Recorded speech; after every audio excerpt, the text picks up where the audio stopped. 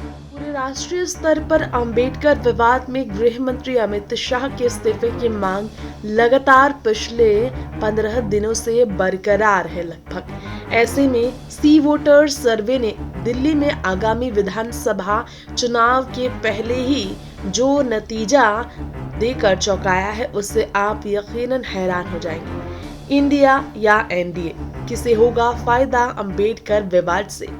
दिल्ली चुनाव में किसके लिए पक्ष में आएंगे नतीजे?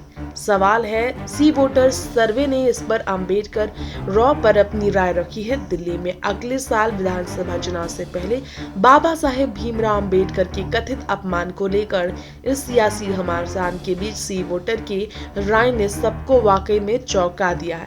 अंबेडकर के कथित अपमान को लेकर विपक्ष केंद्र सरकार पर हमलावर है और अमित शाह को मंत्रिमंडल से बाहर करने की मांग, उनसे माफी मंगवाने की मांग देशव्यापी प्रदर्शन के साथ देश के अलग अलग राज्यों में देखने को मिल रही है। इस बीच विपक्ष लगातार जो बीजेपी पर हमलावर है, इस बीच आपको बताना चाहेंगे, इस विवाद से राजनीतिक पार्टियां दलित वोटरों को साधने की भी कोशिश में लगी है। इस विवाद से कितना फायदा होगा वाकई में विपक्षी दल को, यानी कि इंडिया ब्लॉक को, इस बारे में जान लेते हैं।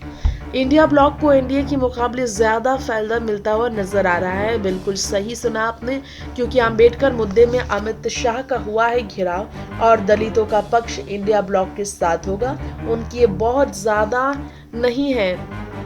इसी वोटर के सर्वे के अनुसार 30.4% लोगों का मानना है कि इस विवाद से एनडीए को फायदा होगा। वहीं 31.3% लोगों ने कहा है कि इसका फायदा एनडीए गठबंधन को मिलेगा, यानी कि फर्क ज्यादा नहीं है फायदे में, इसलिए लोग चौंक भी रहे हैं।